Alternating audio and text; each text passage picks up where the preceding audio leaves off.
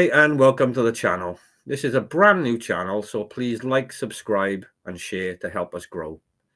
The aim of this channel is to expose the corrupt individuals and agencies that would knowingly and willingly peddle disgraceful lies to remove a child from a good and loving home, thus destroying whole families and communities in the process. Anyway, let's just get into today's show. Today we've got Kieran. Kieran has a very interesting and varied story, so we'll have to do this in two separate parts. Part one will be his life story up until the point of social services involvement, and the second part will be his dealings with these agencies and his activism. Please don't miss part two, because there's a couple of bombshells there I think everybody needs to hear. So without further ado, anyway, let's get into it. Welcome, Kieran. Cheers, mate. How you doing? I'm very good, thank you. Thank you for coming on. Appreciate it. Yeah, obviously you've heard my story already. My name's Kieran, for everyone back at home. I never thought I'd be here doing this podcast, but I'm here today to obviously raise the awareness for you guys sitting at home that maybe never have heard of what's going on. The subject we're going to be talking about is forced adoption and long-term foster care. But I'm going to tell you my story from the start, and it's going to develop throughout my life, the different stages, to the point I then had the child taken and removed. I was born in northwest London, a place called Wembley. I was there for a few years, and we had to suddenly move from that address because people robbed the house. So basically, we was in Wembley, but my family are actually from Holston, and we lived on an estate called Chalkwood Estate, Wembley. We lived right in the heart of it, a place called Redcliffe Walk. Well, at this address, there was a knock on the door one night when I was about 4 years of age. 3 men come into the house with machetes and axes and robbed the house. I remember there was jokes over the years because there was money on the floor next to a lump of cannabis where it was being chopped up for sale. I was asleep in the room next door, mind. And basically that was going on, and there was a fight that broke out in the front room. I'm in the bedroom that's literally adjacent to that room. Yeah. So basically by that, the fights broke out in the front room, and basically the man that I thought was my father, because I was lied to about who my real dad was, but at this time I believed he was my father. He was fighting with these men in the house, and he chased them out the house. They've run away. He gave chase to them, chased them around the estate. They left a pile of money on the floor. They left the drugs on the floor, but they nicked an old VHS video recorder. That caused us to move. We went into bed and breakfast. Whilst I was in bed and breakfast, one of my younger brothers was born. Whilst I was in this bed and breakfast, there was a point. I always remember this point, and I was only 4 years of age, bears in mind. I was always scared of what was down the stairs, right? Yeah. I never seemed to be scared of going up the stairs in the building, but the downstairs into the basement, because it was dark and dingy, I always used to think a monster lived down there. I always remember this place. Yeah. Well, at the top of the staircase, next to a friend's room, one of the friends in the building that I used to play with, there was a fire escape which led you out onto the roof. I went out to that roof one day, and I'm 4 years of age. Bear in mind, you're out on a flat roof at 4. I'm waving at my mum. Hi, mum. Hi, mum. She's across the road, walking along, coming back from the shops, thinking her friend is looking after me. And obviously that caused panic, you know. But Around, if we rewind back a bit, about 18 months, there's also the story when I was about 18-year old that I grabbed hold of somebody's cannabis resin, and that belonged to Danny. Danny was the man that I was believed to be my father. Well, Danny's lump of cannabis resin, I believed at the time, was a bit of chocolate at 18 months. Well, you would as a child. Yeah. It wasn't. I ended up in hospital very ill, apparently white as a ghost, whitey as a baby with cannabis inside my system.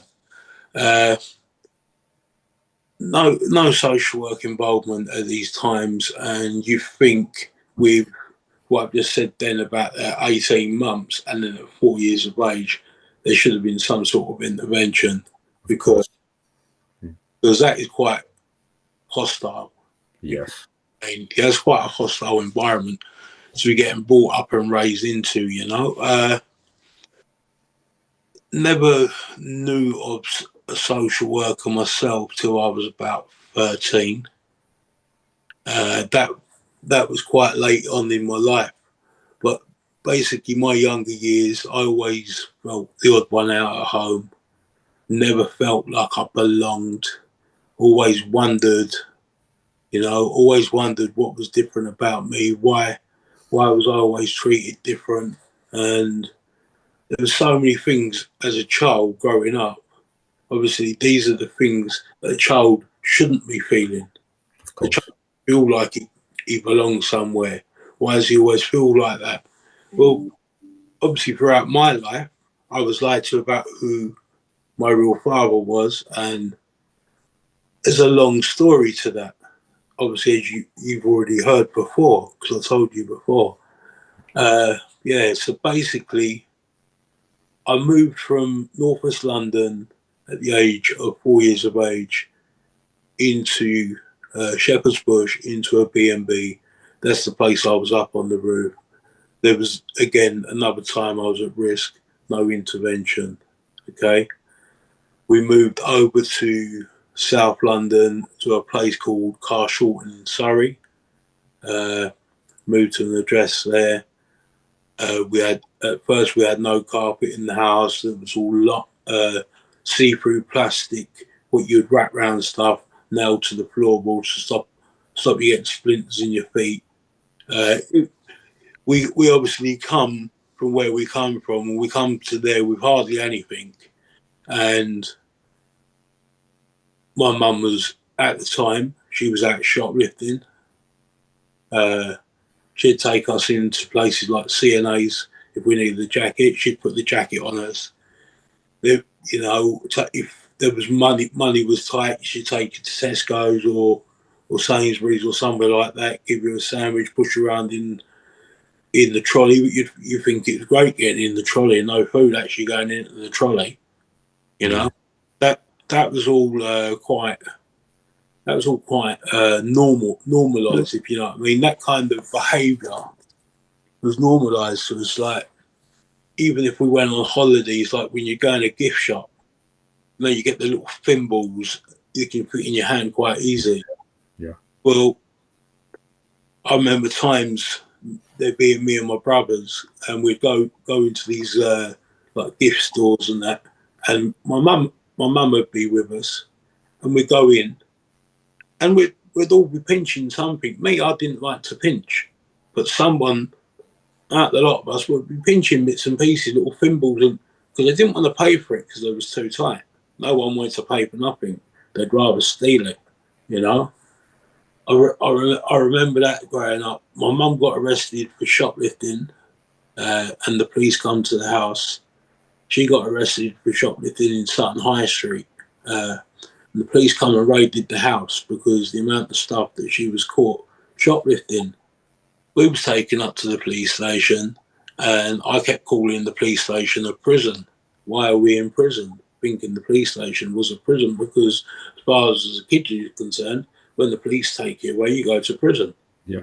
Yeah. I didn't know no different. I was young and innocent, you know. And I always remember calling one of them a copper, and he didn't like being even called a copper, because back in the day they was very strict. You know what I mean? I do remember it very well. Mm. Again, no social work intervention back then either. That's Right? very strange. You would think all them incidents at such a young age, It's, weapons, it's, violence, drugs, you think social services would have been involved. it's like talking These days. now. I'm actually picking up on it as I'm talking about what I'm talking about. I'm just highlighting points where social could have been involved at some point. Yeah. A lot of the time when I was at school, even growing up, I was being bullied at school. I didn't like fighting. I was doing taekwondo, and I was good at taekwondo. But however, I was always told I wasn't allowed to use it outside the club. In other words, unless it's self-defense. Yeah. But I was always under the illusion, not even self-defense, but you shouldn't be using it. I was always told, don't use it outside the club. Well, I didn't know that I could use it as self-defense to defend myself if I needed to. But however, I didn't like fighting with people. Obviously, when the bullies they get stuck in, you know, and when they find something on someone or they want to be horrible to somebody, they'll find that little thing and they'll pick away at that. But I've had people spit on my jacket, you know. I've had people set fire to a baseball cap of mine, put a fag out in my jacket when they're all wrestling me on the floor. I put up with a lot of that as a youngster growing up. Like that's the years you get bullied and stuff like that. But it's because you wouldn't fight back, is because they kept Because I wouldn't fight back at that point. Yeah. Then my brother died. He died. He literally, well, Danny left the house on Father's Day, 1993. Danny was the man that I always thought was my dad. I remember making him a Valentine's, not a Valentine's, well, not a Valentine's card, what they call a Father's Day card. Look at the Valentine's card. I made him a Father's Day card, right? Yeah. And the bastard left it on the side when he left the house. He got caught by my mum saving up money underneath the carpet. He was working one job, which was cash in hand, but he was also in another job, which he was off sick at the same time, right? Yeah. So again, this is all being normalised to me as a youngster growing up. Yeah. Everything like that you shouldn't be seeing or even knowing about, I was getting to know. It's normalised to you at the young age, yes. It's crazy. I was only a young kid, and obviously I learned about a lot of different stuff. You know, it's quite bad. It's just, you know, when you look back at your childhood and you see some of it, you think, what the actual fuck? You know, even now as I'm doing this with you now, I'm actually looking back at it and I'm thinking, what the actual fuck? Right. So as I said, he left on Father's Day, left the Father's Day card on the side. Me and my two brothers at the time, because there was three of us, we was all emotional and upset. Obviously, to us, he's Superman, but we put him on a higher pedestal, and he done a lot of bad shit over the years. Like I can tell you, one time when I think I was about 9 years of age, 10 years of age, I was frightened of Danny at that age. He's 6'2", 6'3". I was frightened of him. He beat my mum up so many times, you know. Many times I'm having to comfort both my brothers because they're both emotional and hysterical because my mum's screaming, getting beaten in the house. I had to deal with that a lot, you know. Caught him stealing my mum's money one day. And when I caught him stealing my mum's money, that bastard, because I told my mum that he's nicked a bank book. Back in the day before you had bank cards, you had bank books. Yeah. And the money used to get paid with your book into the bank. They take your money, they do their bit on the computer, give you back your book back stamped with how much you've got in your account. That's how it used to be. Yeah. I remember I told her, I said, Mum, he's nicked your book and he's leaving the house. And this, I must have been I must have been about 7, 8 years of age at this point. And I'm like, Mum, he's nicked your bank book. Because I grassed him up, he come in and hit me full pelt into the face to the point I went flying across the whole kitchen. Right? My mum took out an injunction on him. 3 weeks later, he's been on the injunction for 3 weeks later. She decided the kids missed him too much, right? He had to come back. It was more to the point what money he was bringing into the house. But I only realised that as I get older and I look back at it, you know. But at the time, she made out it was the kids that would want him back. Well, I surely didn't want him back after he's done that to me and gave me a black eye. Yes. You know, it hit me so hard that you had to take an injunction out of him. Well, you don't prosecute him for doing that. Yeah. Well, didn't the police try to prosecute him, even though that? No, they didn't. They didn't even arrest him. It was just a straightforward injunction. There was none of that. There was none of that. This is like 85, 86. Must have been about 1986. Yeah. It was a lot different back then. Yeah, the CPS now would maybe take Yeah, it on. Yeah. different back then. If you got arrested back then, your mum or dad would come to the police station, give you an ID, and the cop would turn the blind eye, mate. That's how it was back then, you know. Anyway, she had him back in and out that house, and yeah, he finally left after being what I knew as a dad for 13 years, and it was basically Father's Day, 1993. He left. Well, a few months later, my little brother died of meningococcal septicemia.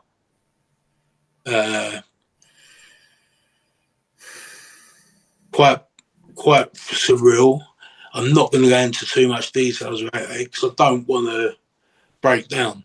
And every time I do talk about it, it gets to me, chokes me right up. You are human, bro. Yeah. End of the day, my little brother died in 1993 on the 24th of October in St Helier Hospital in the intensive care unit.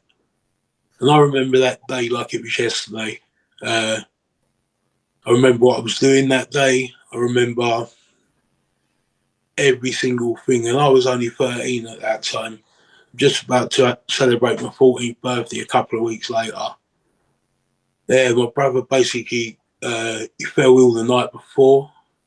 We'd been out on the shopping trip. Me and him had a massive row when we was on the shopping trip.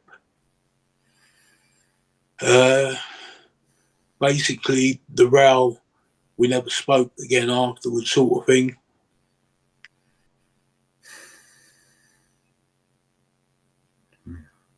And see, it gets to me. Basically, my last visual sight of my brother before he died was him banging on my mum's door, asking her for honey nut loops, and how he couldn't walk. He was screaming at her, "I can't walk, mum, but I want some honey nut loops." And he went to hospital. That must have been about 8:30, 9 o'clock in the morning.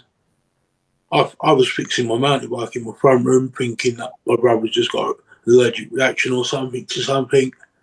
He's covered in a rash, didn't know what was going on. I was only a kid. Yeah. And my uncle turned up at my house, picked me up. And basically, from that, where he's picked me up, he said, "Yeah, your brother's really unwell. He's in intensive care. We've got to find your other brother." My other brother, Gavin, he was nowhere to be seen.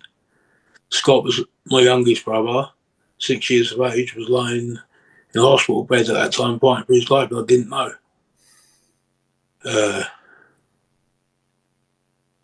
So basically, Scott died 3 hours after going into hospital. He lost his life in intensive care. I was 13, and I've been getting bullied all the time up until that point. And then I had my brother's funeral a couple of weeks after he died, and then I went and started school. I was actually supposed to start the school the day of my brother's funeral. However, it was decided I start after I'd done my brother's funeral. My brother's funeral was on the 2nd of November 1993. You know, basically, I remember his funeral was obviously quite bad, quite emotional, quite hysterical. I remember my mum wouldn't even come near the grave. You know, so this little journey was obviously the start of the journey when I started suffering with traumatic dreams, because I remember being at school and I was telling one of the teachers about dreams that I was having. I was dreaming about my brother in the hospital bed, and basically I kept dreaming about something that I see when he was in his bed, dead, after he died. You know, I see green fluid come out of his nose and stuff, and it quite freaked me out. Of course. It quite freaked me out, bro. You were so young. What are you supposed to do with that? You know, Yeah, to witness anything of that. yeah. But then I was dreaming about it, and then I was struggling with school because I was getting into fights now at school, because obviously I was dealing with that over night time. Then the daytime, I'm at school, I'm around people. Some of them didn't like me because I fell out with people that they was friends with in the other school that I was at. So when I come to the new school, I start getting trouble from them. Did you have anybody you could talk to about your problems? You know, anybody you could confide in? And Back then, it wasn't, no, because when my brother died, it was like my younger brother was important and my mum was important. Yeah. I never got a look in, right? And to the point, none of them was there for me as such, because I was the oldest. I was deemed to be, you know what, he's all right, he can get on with it. Yeah. Yeah, no one was interested, you know. And basically, I turned 14, I've gone to my new high school, and obviously I told the teacher that I was having the traumatic dreams. And when I told the teacher that, I didn't notice there was somebody listening when I told the teacher this. I've gone out onto the playground and school dinner time, and the fella comes up to me, "Is it true your brother haunts you?" Right? He's not even dead 2 months. Kids are creep on. 3 months, sorry. He'd been dead 3 months by that point, and obviously my reaction was a very violent one. Yeah. Come at me, laughed in my face, and said, "Does your brother haunt you?" I'm a 14-year-old child. Understandable, isn't it, to react? I got expelled from school over that. Yeah. I got expelled from school over that because I did lose the plot. Yeah. But I didn't have no decent support back then as a child. I had no one to teach me how to deal with my emotions. No role model, nothing. Late on in life, when I've had assessments done by psychologists and psychiatrists, and reading their reports, what they told me when I read their reports was the how to deal with emotion, the most normal thing that any child can be taught, is the only things I was never taught. You know, it's I obviously knew how to cry. Yeah. I didn't know how to talk about my emotion. I didn't know how to talk about my feelings. I didn't understand it all. You know, I was a kid. Yeah. And the day I got kicked out of school for beating him up, I'd also had a row with my mum before I'd gone to school. And at the end of the day, when I'm leaving school, but I'm going off on an expulsion, the head teacher turned around and said, "Oh, we've got a social worker in here that would like to speak to you." And I'm like, "What? Social worker? What do you mean a social worker?" You know? 14 years of age. That's the first time they turned up in your entire life, was at 14? in my entire life I'd ever seen a social worker. And I remember as well, her name was Doreen Reynolds, right? Yeah. Do you know what? To be honest with you, hands up, that woman was a nice woman, right? I'm not going to take that away. She was different to a lot of the people that I'd come across, if you know what I mean. Uh, I end up meeting her son in later life and end up going out partying with her son later on in life. So I I didn't get to know her out of work hours, but I knew her son out of work hours because he moved with the same crowd of people, you know, and it was all friends. And but at this time, she was my children's social worker, and I remember she said, "I've come to collect you. We've got a meeting at the Grove. Your mum is placing you into care." I remember I got taken down there, and I'm down at the Grove where the old children's services used to be in Carshalton. Funny enough, it's still the registered address for the London Borough of Sutton Social Services, but their flats in there. But that's where the registered address is for the social services. That's never been updated, and houses and flats have been there for a while. Yeah, so I remember getting taken in there, and I remember my mum being there saying, "You better take him into care, because I'm going to end up killing him at home." Because we were growling all the time. Obviously, I was dealing with the emotions that I was dealing with, but I wasn't getting the support that I needed as a child. You know, there weren't no support. There was no thought for me as such. I was let get on with it. While this was going on, just before I went into care, the man that I thought was my father, Danny, left the country on the New Year's Eve, which is the 31st. So bearing that in mind, he left the country. He flew out of the country and he went to Kenya with somebody we knew from across the road from the house that my mum lived in, and he'd gone out there with their family. He'd gone out there, apparently got malaria, come back. All I wanted at this time was my dad. That's all I wanted, you know. I was a little boy that wants his dad. Yeah.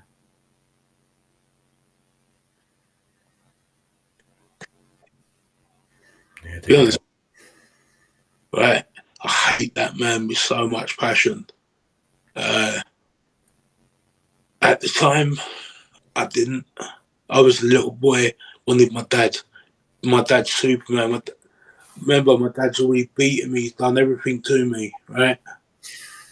By this point, I've seen him beat my mum up. I've seen everything. But to me, he was still Superman because I didn't know, you know. Danny was kind of fucked up. But Danny come back from Kenya, and there's a story about him in Kenya that I'll touch on in a little while. He come back from Kenya and he come and visited my foster placement when he realised I was in foster care. Made the old promise, "Oh yeah, Dad's going to get you out of me. Don't want you in foster care. You should be behaving yourself for your mum." All that crap. It wasn't what is going on with you. Yeah. Yeah. And half of the problems were caused by himself. Yeah. Majority of the problems I've got are caused by him, and also happened with my little brother. You know. But time went on, and I think we had only had. Well, I'd got out. I was in the care system. So when I was in the care system, I think it was about 9 months at this point, and I kept running away, sleeping in parks, sleeping on the steps of the local park. There's a local park to me called Poulters Park, well, next to my mum's house. I'd run away from where I was staying and travel into my mum's area and go and stay in one of the local parks there because I knew where I was there. I didn't know where I was in the other places, you know? And slept out in them parks on a good few occasions to the point when they had a meeting about me, my mum turned around and said, "Don't you think it's about time you just send him home then? Because he's not staying in your placements." You're just going to It's keep dangerous at that age to be in a park or, Yeah, anything could dangerous happen. place to be sleeping in the park, So Danny had come back at this point, and they'd had enough of me keep creeping out the house and sleeping out in the park, and then coming back the next day with my tail between my legs when I wanted a bit of food. Yeah. Danny, he stepped up kind of thing and said he's going to have me and my brother, my existing brother that's still alive now, so he was going to have us every 2 weeks. And obviously, to me and my brother, it was brilliant. We were going to spend time with Dad. You know what I mean? Well, he would travel over and grab us from Sutton in Surrey, and he'd take us to Dagenham a lot of the time. But some of the times, he would go through London, and when we would be travelling through London, I remember one time going into this flat. It was like in a basement setting where you had to go down the steps to get into the basement, right? Or into the place. And when you're in there's loads of women all over the place in this building. There's bedrooms all off with this building and everything like that. And I'm looking around. I was only young and innocent, so I don't know what none of this is about. I've never seen all this before. And basically, we realised it was a brothel. There was a knocking shop. Shocking. There I am, with me being 14 years of age and my young brother 11 years of age now at this point, sitting in a knocking shop, chatting to the prostitutes while he was in the room doing whatever he was doing with a lady. Yeah. How long did it take you to realise that it was an actual brothel then? Years later, or? That was literally understood straight away because I come back and I told my mum that he'd taken us to a place where he'd taken us downstairs into a place. It was a very dingy sort of thing, and I remember the place sitting there and all the different women. They was friendly. They was nice to us, but it was a bit. When you look back at it, it's very weird. It's not the sort of thing. Well, the social worker was told about where he'd taken us, and basically what the social worker done, she said, "No, that's okay, babe. I'm on live." So basically, the social worker had turned around and said, "No, it's okay. You can take him to them places. They're his friends' houses." Right? No investigation at all. Yeah, investigation. They wasn't interested, right? Again, where was the safeguarding element here? It's kind of crazy.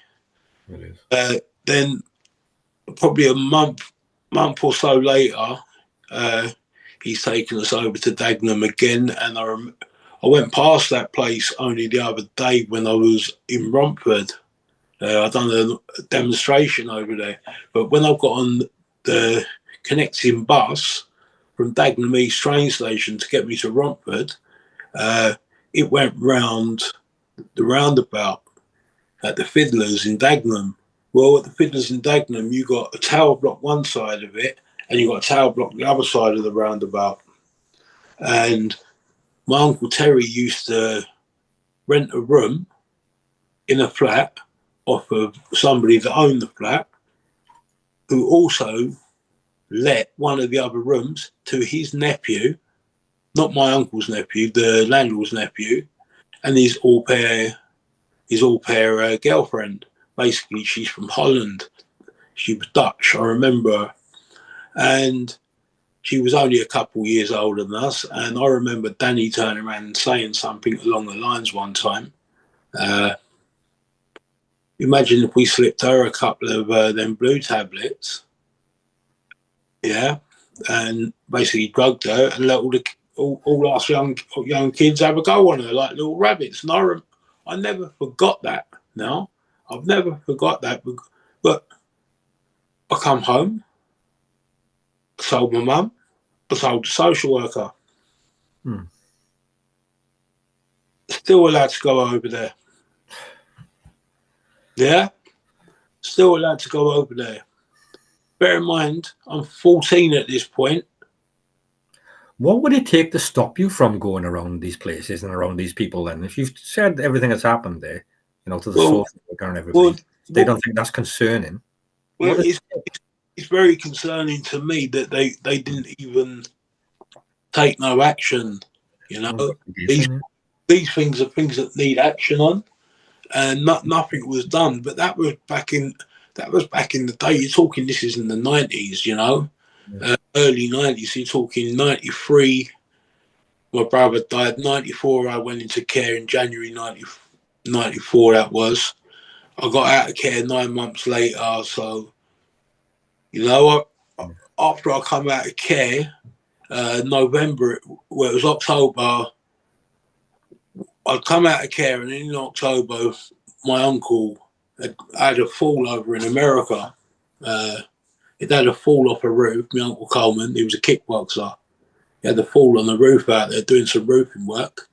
Ended up falling off the roof and smashed himself on the side. Uh, so he's come home to recuperate, and one day he's woke up. He can't get out of bed. An ambulance has to be called for him. He's 32 years of age, and he's usually young, fit, and healthy. 32 years of age. Ambulance comes for him, takes him to hospital. They take a biopsy from him because obviously they found cancerous lumps, and yeah, it turned out he had leukemia of the liver, and he was 32 years of age. And very young. yeah, I didn't go and see him loads when he was in the hospital because I didn't want to see him deteriorate. Yeah.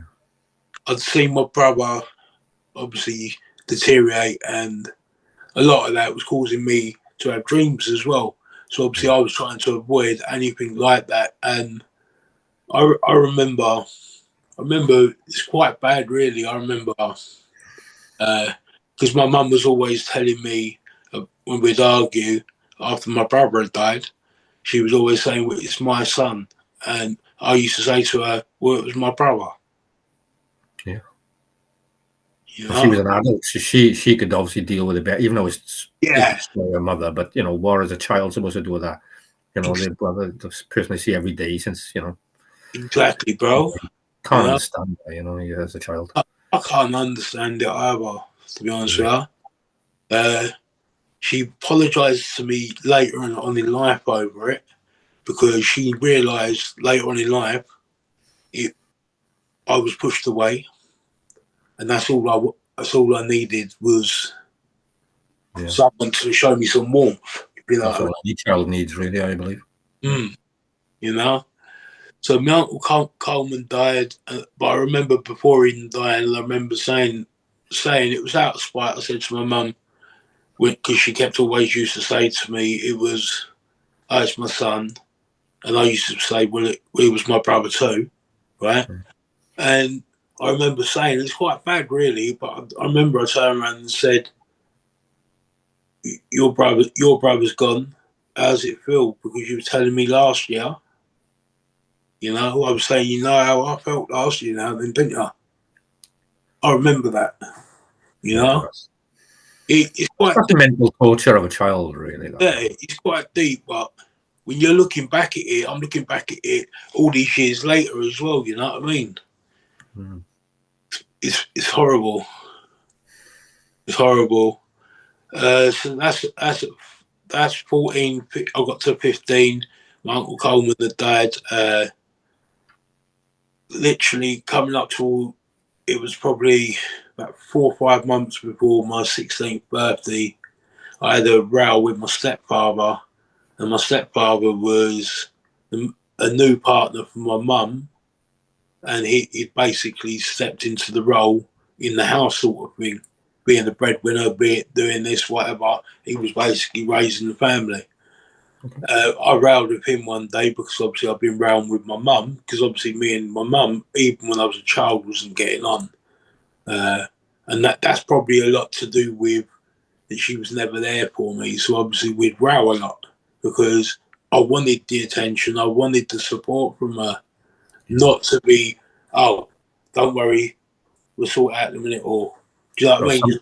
Sometimes And when you're a child, isn't it? Any attention is good attention, and you will play up to yeah, the attention that you yeah, crave and be loving attention. exactly. So I'm 15, get to 15 years of age, and I round my mum, and then round my stepfather, and all I was saying to him is, I'm going to live with my dad. I said, I've had enough of this. Right? I said, you ain't my dad. You Yeah. ain't my dad, and my mum don't give a shit. So why don't you go and live with my dad? That's the kind of arguments we'd be having, you know. And I remember arguing, and Chris, my stepfather, he blurted it out. He's still with my mum now. He blurted it out, and he turned around and said, "If your dad was so great, why did he rape a 13-year-old in Kenya?" Oh, Right? That was yes. the time I got to know about it. So I'm 15 years of age. I had dad up on this high pedestal. All of a sudden, in 2 seconds, that's gone, and I've just been landed with this big ton of bricks now. Yeah. Hold on a minute. My dad's just done that to what? And he's done it to a 13-year-old? Right? So, 13 years, well, I was 13 at the same time when I was 14, she was 13, right? Yeah. He went after my 14th birthday, he went to Kenya. That's where he went to stay, and that's where he got the malaria. So it turned out while he was out there, he'd let himself on the geezer across the road from my mum's house, niece, who was 13. And we all know that any child under the age of 13 cannot consent legally Yeah. to any sexual activity. So, 16. Yeah, but yeah. so that's classed as rape, no matter what way you put it. Was he ever arrested or? No, never arrested at all. He come back to England, obviously, as you're aware. Social care was letting us being around him. So obviously Yeah. there was no mention of this until when I was 15. Uh, his dad fell ill. I remember Danny went to prison. He was in prison. I got told from members of the family that he went to prison and he ended up in Pentonville prison because he'd been caught with cannabis on him. He managed to secure bail because at the time my granddad was very ill, poorly with cancer. I was 15 still at this point, and I remember my granddad died, and I didn't go to the funeral because I didn't want to see him. I didn't want to see Danny, you Yeah. know. So I didn't go to the funeral. So I lost all my contact then with all my cousins that side of the family. 15 years of age. Did they all know what he was accused of doing? Yeah. Well, they didn't at that point. No, they do now, Yeah. but they didn't back then. And basically, 15 years of age, obviously, that I had all that to deal with. My whole life just destroyed, basically, you know.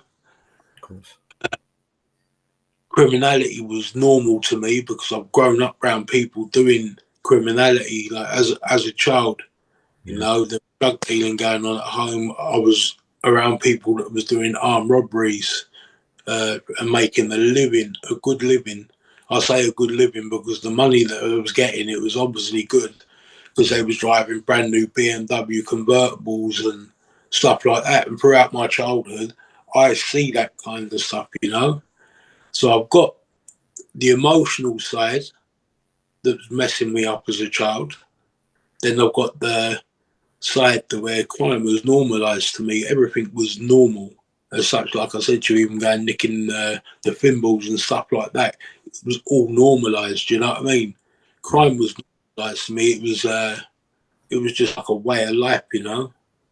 Uh, so obviously, I started off nicking the odd tools and whatever else. I probably 14, 15 years of age when I started nicking power tools and bits and pieces like that. We might nick the old car stereo where we'd snap someone's mini windscreen wiper off.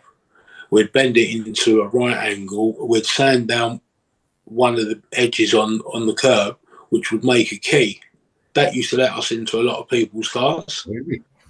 Yeah, so it was surreal. I always even look back at it now and I think to myself, them jigglers used to do the trick. And I don't know if anyone at home ever experienced that. I'm not saying everyone have experienced that, but obviously that was my kind of childhood, and that's what I learned, you know.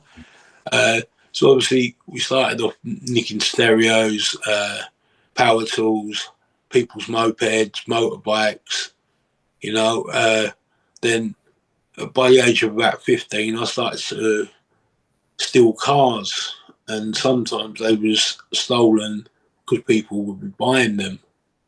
At 15 years of age, I was earning 300 quid a time for a car, and these cars could have been used in armed robberies and things like that. I don't know what they was going to be used in, but however, they was going off to be used in something else.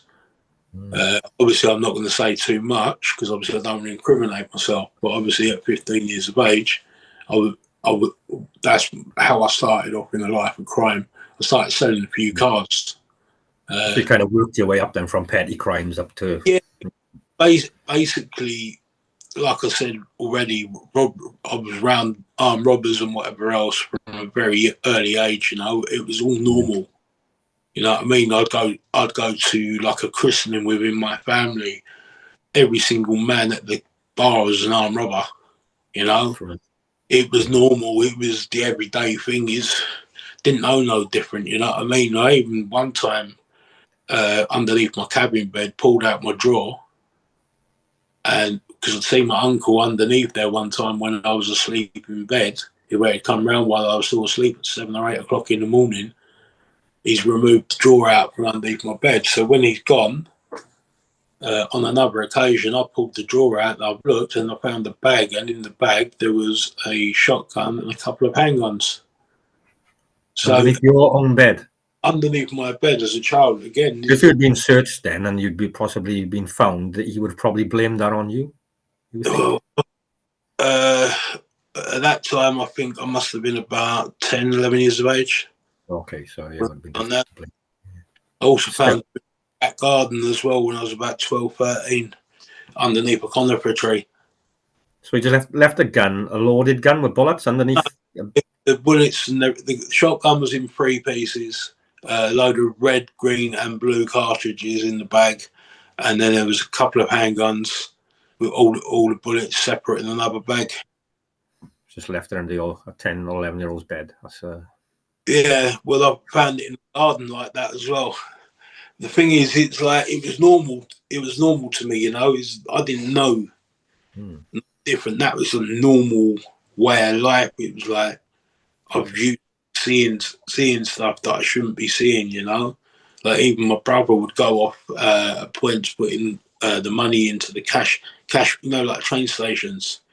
Put the money into the machine. That used to be the old ticket machines and all that. You put your money into the machine, and it would give you the change back. So if the money had dye on it, the money would be going into the machine with the dye on it, and the change would be coming back. So they'd buy a ticket to the next station of a completely dyed up note and get the change back of near enough the same amount, shy of about 1 or 2 quid. But they were still getting their money. But they'd get the youngsters. You're talking about the dye now from obviously the safety device on the stolen money where it sprays it with dye. Is that what you mean? Yeah, that's where it is. Bank shoes and post office shoes.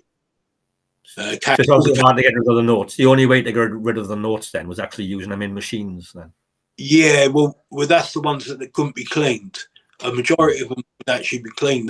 They'd worked out a method with white spirit, how to wash the notes, and obviously you don't wash it in your sink. If you was going to do it, you'd wash it up in a washing up bowl because you got pipe work under the sink that could leave a forensic trace, so you could be forensically linked through that.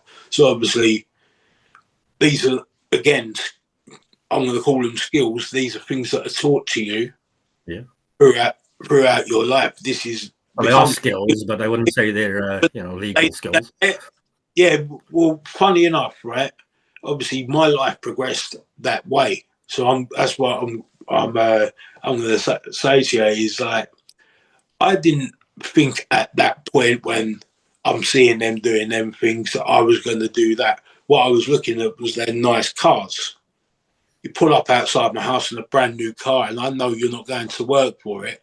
I'm thinking, hold on a minute, I want a bit of that. Yeah. I want a bit of that. I wasn't going to school because I got kicked out of school at 14. So I used to see a lot more because I'd be at home as well, right? But obviously, that was, again, everything like that was normal. You know what I mean? It's like, I even remember a story of my uncle apparently went to set fire to something and he burnt himself. I remember this because he had blisters on his face. So I remember the stories, you know. I remember what would be talked about in front of us that shouldn't be talked about in front of us. Sometimes someone would say something where they're being loose-lipped. We'd hear it. So you know, it was all normal. It was stuff that you should be shielding from people. It's like, even the probation officer said to me at one point when I got older, the probation officer said to me, you need to surround yourself with some good, honest, law-abiding people who don't get in trouble with the police. And I says, please show me someone. And she said, they're crazy running. Yeah.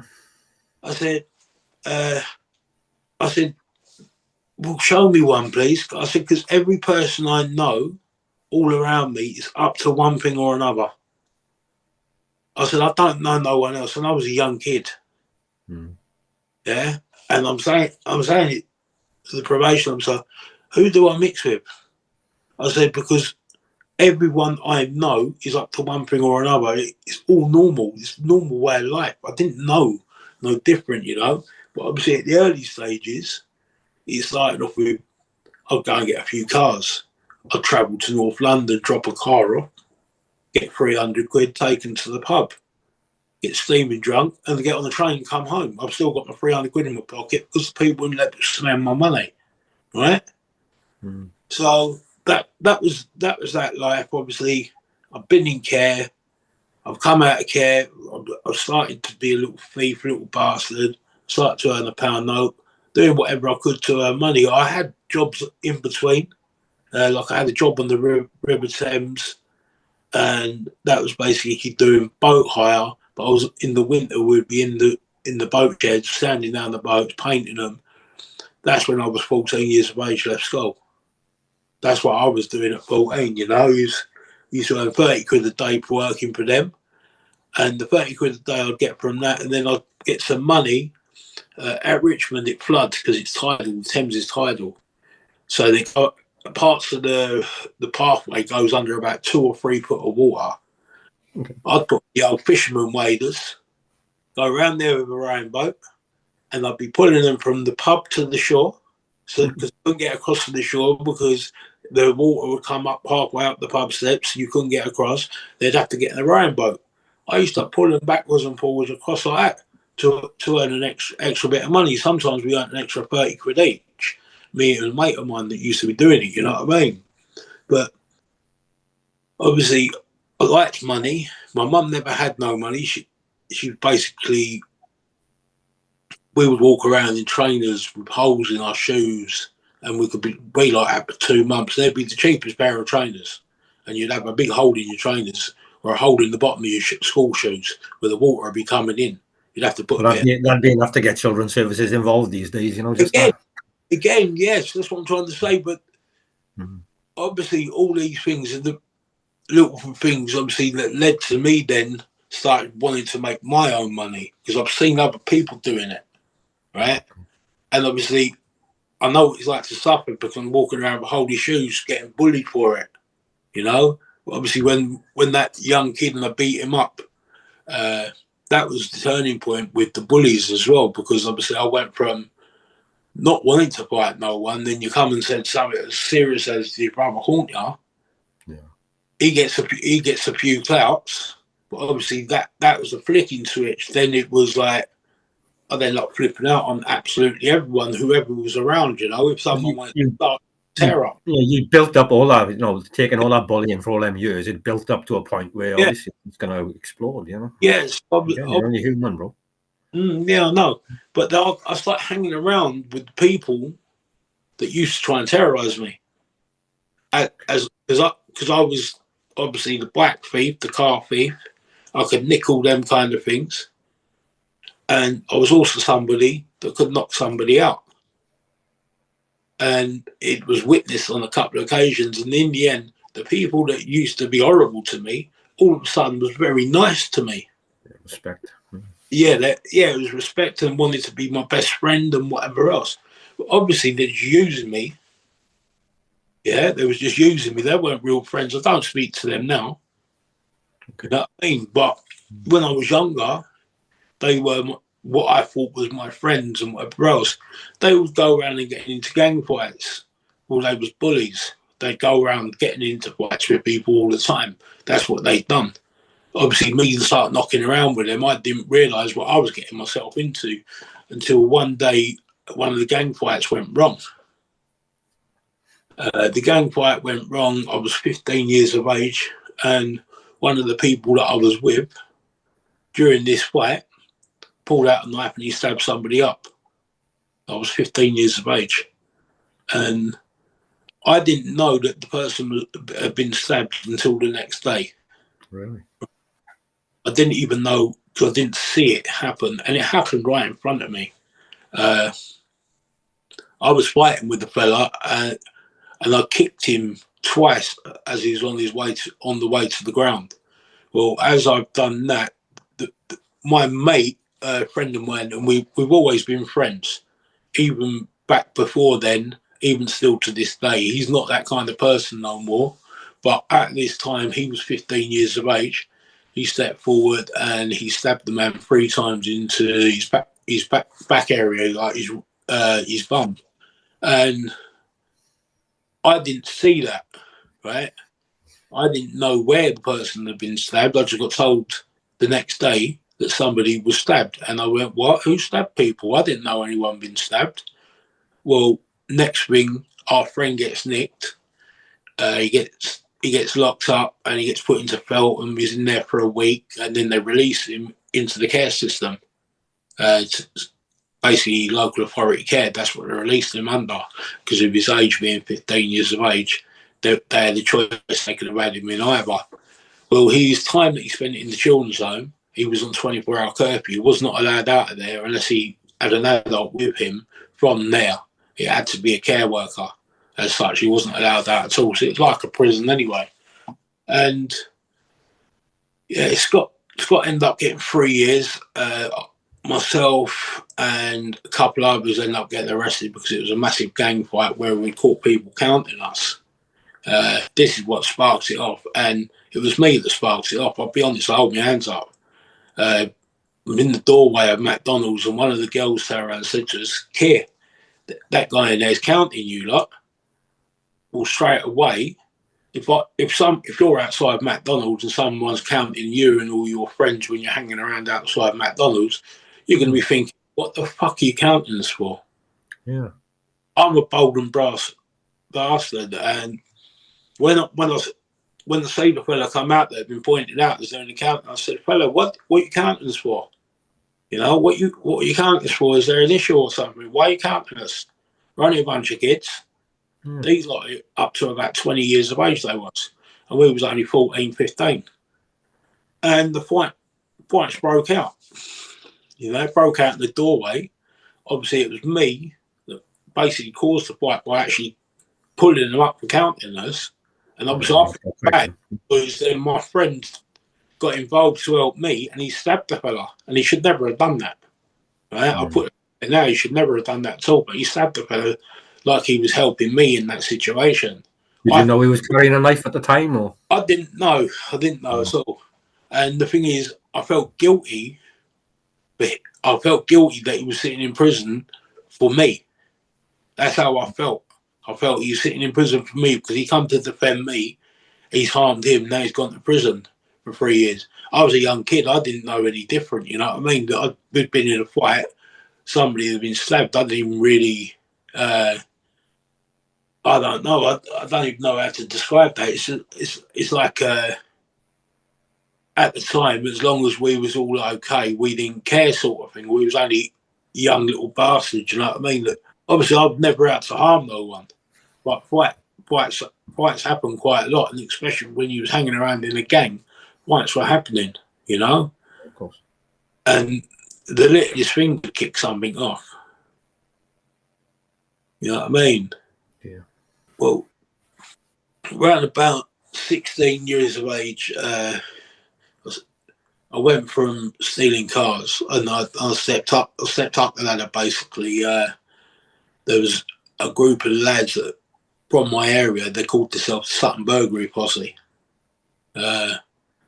Basically, they're older generation, the generation I grew up in, and they'd worked out. They basically masterminded a way of making a hell of a lot of money, and the risk wasn't really that big a risk as such, not back in the day, because the security systems were very lax and stuff like that. Yeah. And the older boys, what they was doing was they're breaking into Marks and Spencer's, Boots, Woolworths. There's basically travelling around the country doing it, and every town centre back in the day had one or the other, and there was always something for them to come and do. This is before they had the CCTV absolutely everywhere. What you see now wasn't around then, you know. You had none of that. You had windows that you could break and they would shatter, or you had the plate glass windows, no real strength. And these boys were going out nicking 10, 20,000, 30,000, whatever they would nick, they was nicking. And they was doing 2 or 3 shops a night and coming back. And they was the older generation, and we see them as well as we're growing up. Just like I watched my uncles driving around in flash cars, and all the other people that I know that was up to no good driving around in nice cars. Well, I see youngsters that are a year older than me, 2 years older than me, driving around in brand new cars where they've gone and bought them off showroom forecourts for cash, and they're only like, when I'm 14 or 15 years of age, they are buying. At 16, 17 years of age, they're buying brand new cars off showroom forecourts. How's this possible? Why weren't the police all over them? Yeah. Well, police couldn't do nothing unless they caught them actually doing something. Yeah. Right? And they was doing what they was doing. And obviously, I then thought, you know what? I'll give that a go. Well, I've been doing everything else. So I went out and we broke into a couple of Woolworth shops one night. Went in there, took all the money out, all the tills, because the money used to be in the tills. It was stored in the tills.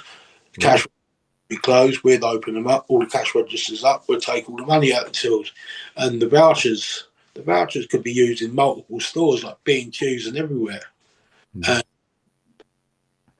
Unless somebody back them days went into a computer to trace them where the vouchers come from, they never knew where the vouchers were coming from. So we could have got them from just down the road, and they could never tell. So it's just legal tender for us to spend, even though it wasn't. It was legal tender for us to spend. You know what I mean? Yeah. So obviously, that started off that kind of life, and obviously, I started seeing a lot of money at a very young age, and obviously, I've drawn then into that lifestyle. My emotions have all been messed up as a child. I've already, 15 years of age, found out the man that I thought was my father was a rapist.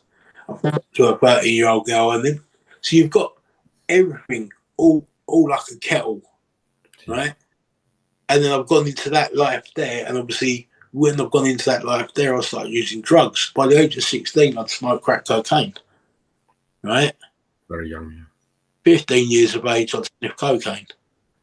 16, I'd smoke crack cocaine, and then I started taking ecstasy tablets after I'd smoked crack cocaine. Most people, they'd try all the other things before they'd smoke the crack cocaine. You know, like if you're going to go down that road, most people don't go by the age of 16 smoking that. Class A, yeah. Yeah, and yeah, basically, obviously, the more money you earn, the more trainers you'd buy, the more gold you'd buy, and whatever else, you know what I mean? But then it come a point when there was always loads of money left over because you bought everything else, and you've done that you've been doing that a couple of times a week, 3 times a week sometimes, for months. What do you spend your money on?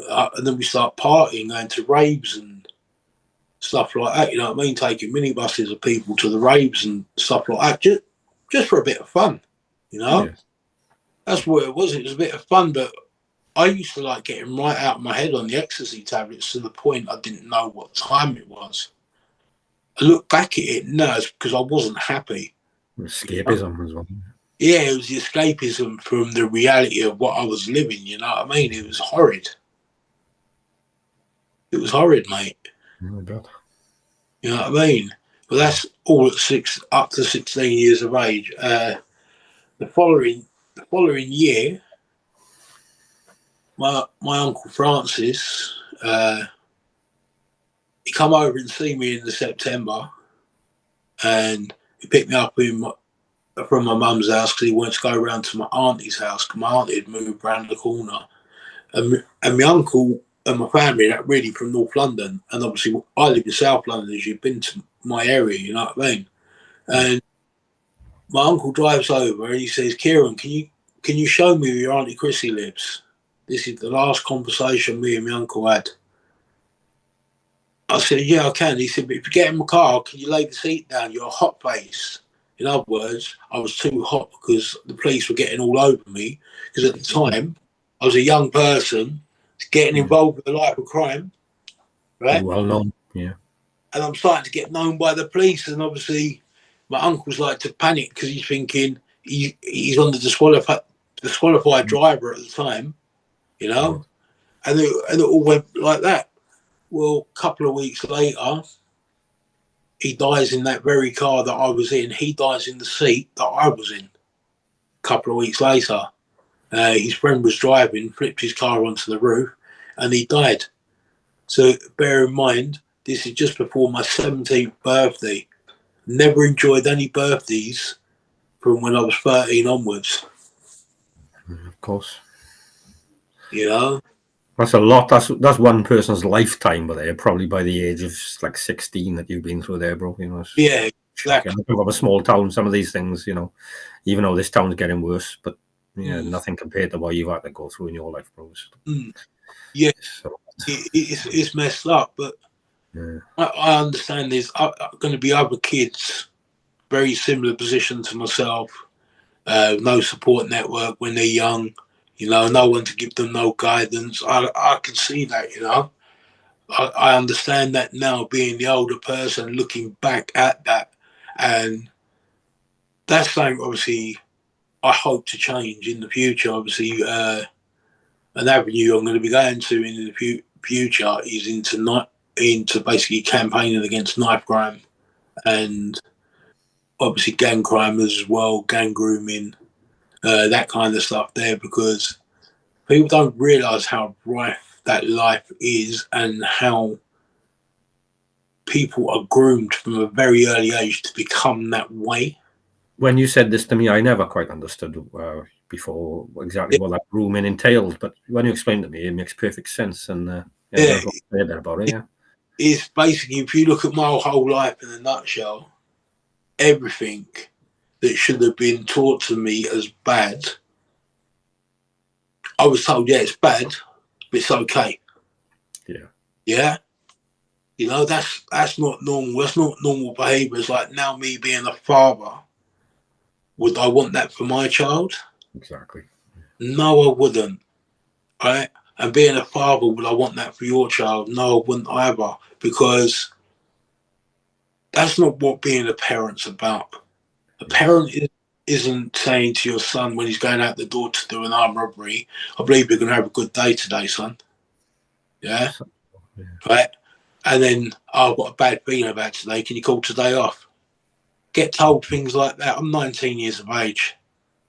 And I'm getting told stuff like that. And it was, to me, because it was accepted, it was normal. Because I've seen it, it was normal. Yeah. You know, at the time, to be honest with you, other than the police, I didn't know no different. It was, you know, obviously when you get caught, it was the tears would come out the eyes because you get caught with something serious. You think, all right, time's up now. Like my nan always used to say, how long's that piece of string, or is he hanging by a thread? Because my nan knew what I was up to. You know, I love my nan to bits, but she knew exactly what I was up to, and she didn't care what I was up to, right? And when I say she didn't care, she see it as a bit of excitement because she come from a place in Ireland where she was in a very small like farmy type place in Ireland, and basically where she was, they never see no action. So when she come to northwest London, she lived in a place called Holsland on the Church End Estate in Holsland. And there's been a lot of shootouts with police and stuff like that, especially on the old estate where she used to live, on the old building of the estate, you know, not the new generation version of it. There was a lot of shootings there. I remembered many times my nan speaking to my mum on the phone, saying, "Oh, there's a shooting tonight. I'm watching them out the window," and my mum would say, "Whatever you would do, get away from them windows if there's a shooting going on." That I remember my mum saying that to her down the phone, you know.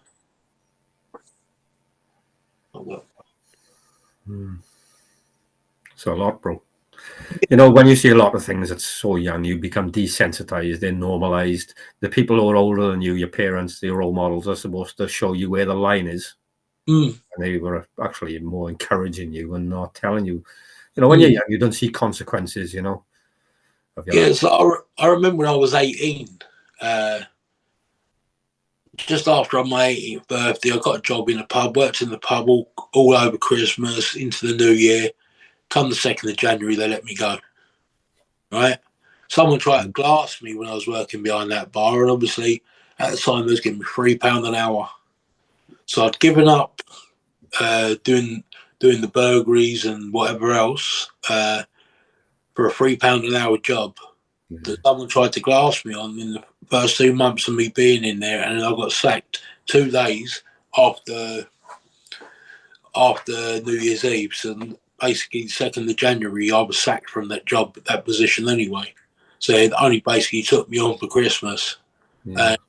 £3 an hour. That must have been difficult for you, though, earning all that money and then going from that money for not, you know, just going out a few nights to actually doing a grind, you know, 9 to 5 job Yeah, for minimum wage. Yeah. yeah. Not satisfying once you've had all that money, I suppose. I was trying, you know, I still tried to get back into a normal life because obviously at some point you're going to want a normal life. And I always knew that, you know, I knew it was all going to end at some point. It always does. It's not a fairy tale that people believe it really is. It's no fairy tale at all. It's a stressful life as well, you Yeah. know. Like you get stressed because one of your mates might have left something behind somewhere, and it could forensically link you. It's a lot of stress, or your face might have been partially seen by a camera somewhere. It happens, you know. But obviously, we had to deal with that stress as well as dealing with the other stress and mixing it up with taking drugs and going out raving. And obviously, the lifestyle, in the end, I ended up in prison, you know. I broke Well, in. a lot of people glamorize to this day that kind of lifestyle, you know, from the rap music to, you I know, the don't. gangsters in all these cities. And a lot of people want to be a gangster, you know. I won't glamorize it at all. I broke into a shop one night at 4 o'clock in the morning, uh, Putney High Street, Marks and Spencer's. Just pulled the car up outside, balaclava over my head, kicked the front window in on the shop. I broke and opened the two tills and took the money out of the two tills, and we left because it was so early in the morning. We didn't want to be on the roads, and we wanted to be well away from there if we see anyone.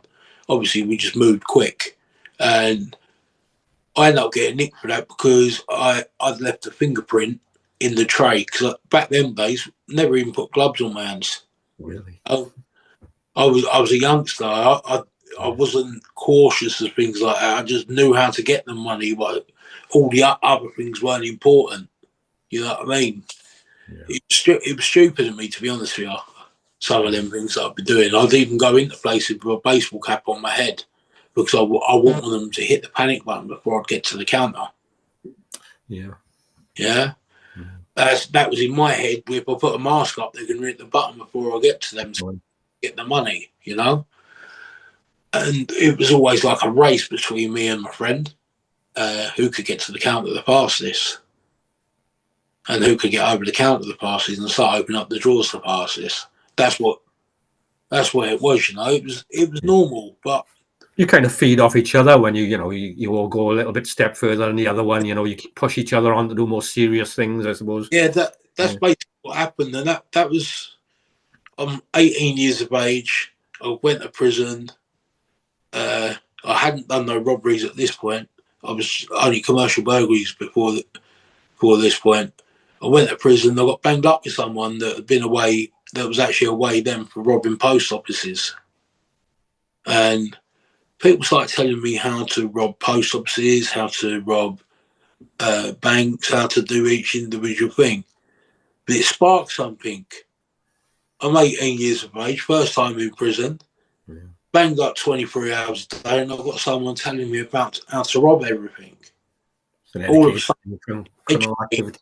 I'm being educated then, which was then another string in my bow or another feather in my cap, because I was only going to progress one way because of what I was learning, you know. I've also come from a house where you never had no money in your house. Yeah, you're walking around with holes in shoes and stuff like that. Obviously, you don't want to be that, you know, especially when you're 17, 18. Especially at that age, the car you drive, the trainers you go, it's all You're status symbols. you're open to an option, and it's only £3 something an hour wages. So obviously, the option for you would be to step up and go up further in the game, sort of thing. And obviously, that's what happened. So basically, I stepped up. I done something like what I've been taught in prison, and 18 years of age, I'd actually gone out and done something that could easily have got me a life sentence, because robbery with a firearm carries a life sentence. Yes. Yeah, that's top whack sentence. I could have got that. So that's 18 years of age. I'd already stepped up to that point by that point.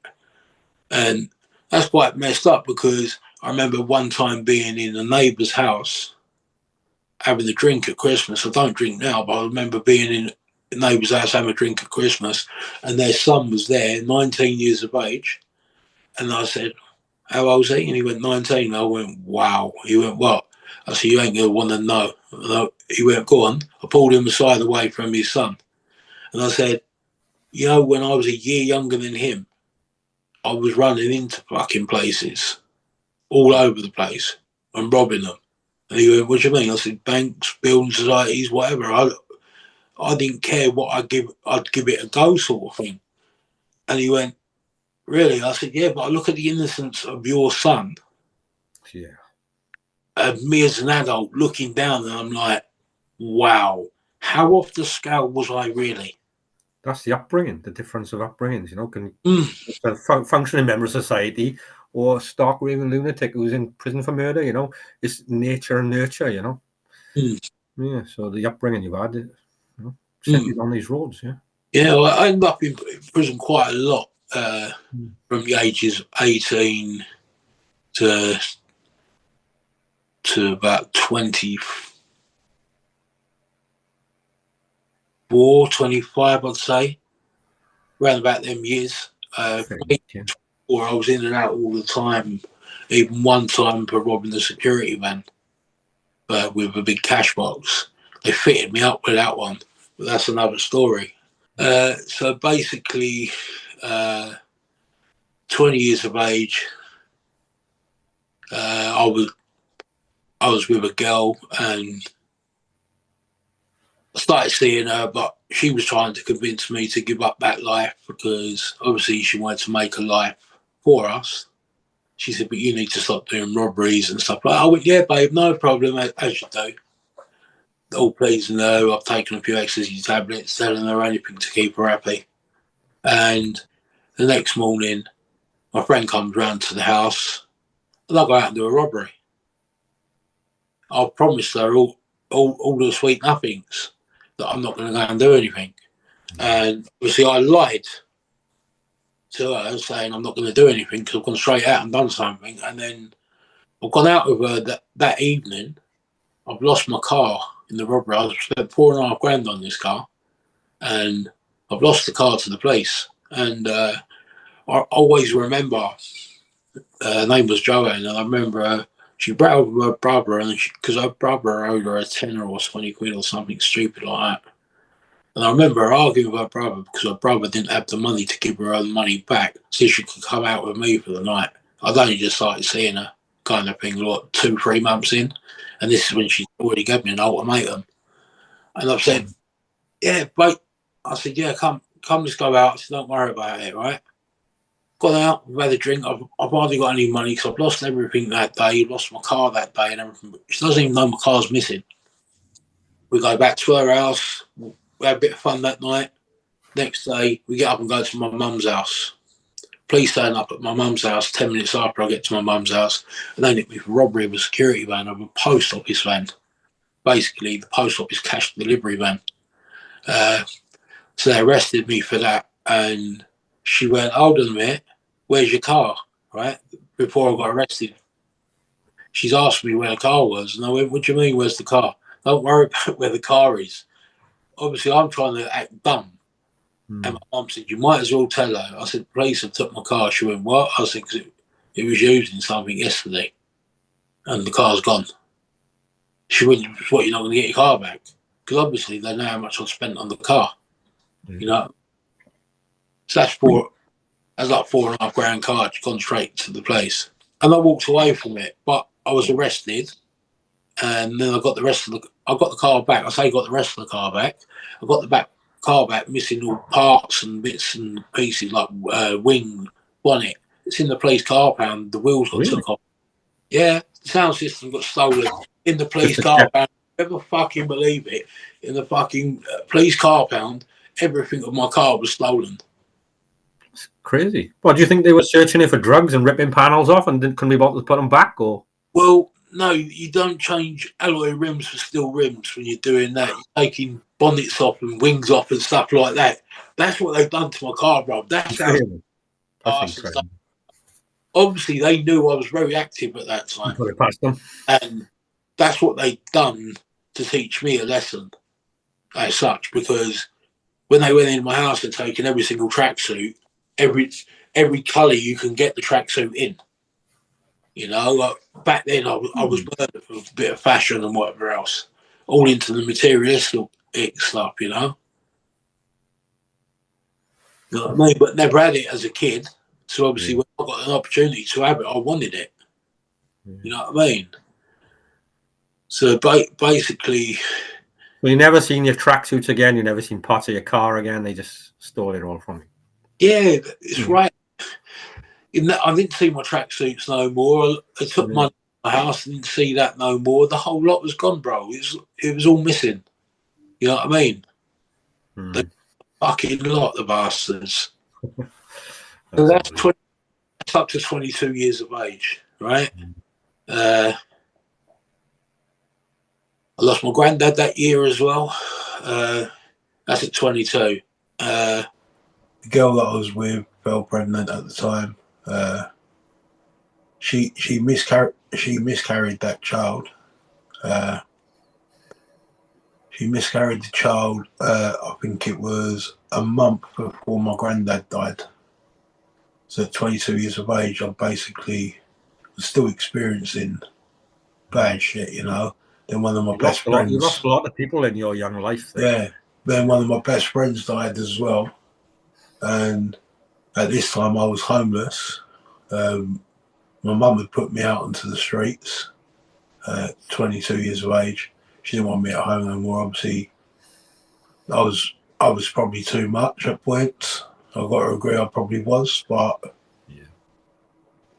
obviously I was a bit messed up. And 22 years of age, I found myself being homeless, end up getting involved in something where I went from straightening my life out with a girl pregnant with my child to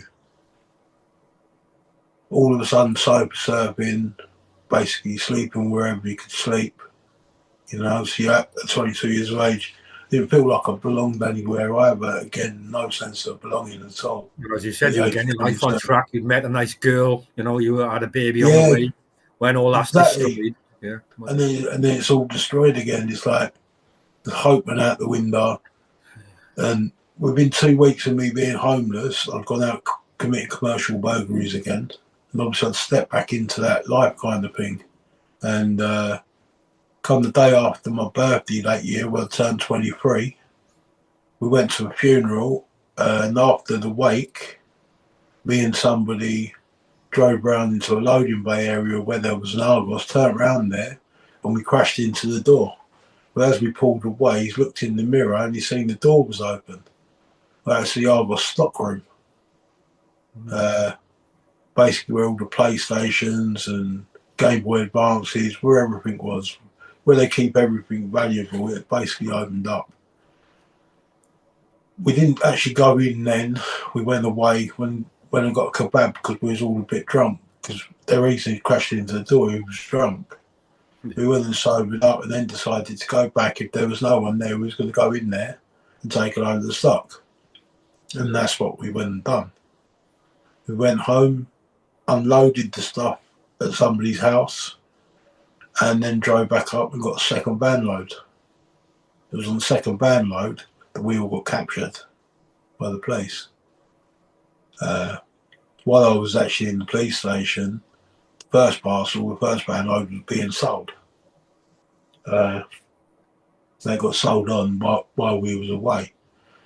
Well, the bit of money that I had from that, when I come out from that, I thought, right, I was going to buy a scaffold truck because I just started doing scaffolding around that time. I thought I'd buy a scaffold truck and start putting some money that I'd been making illegitimately into a scaffold business. That was at 22 years of age, 23 years of age. I was 23 then.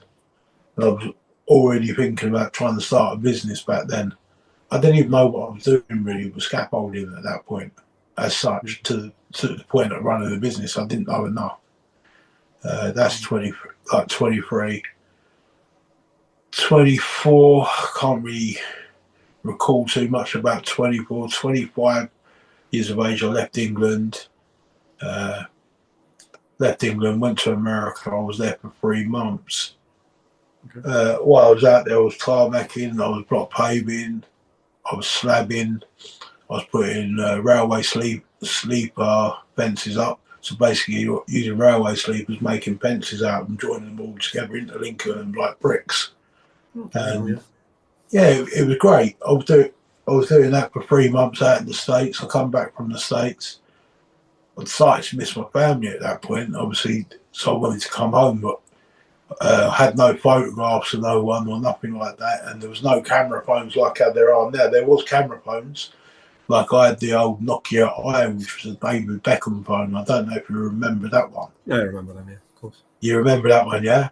Yeah. So it was sponsored by David Beckham was the one that promoted that phone at the time. It was like a teardrop, they called that. Yeah. And I had that, and I remember going to America, and when I was in America, no one knew what that phone was. That phone was no good in America because it runs on a different signal altogether in America. Yeah. So that phone wasn't usable in the United States. So I was pretty knackered with that phone. So I had that phone there. I'd charge it up if I wanted to look at photographs, but other than that, that phone was useless, right?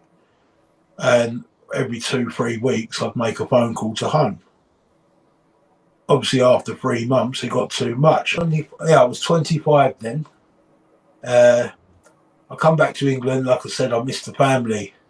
Come back to England, missed the family, 25 years of age.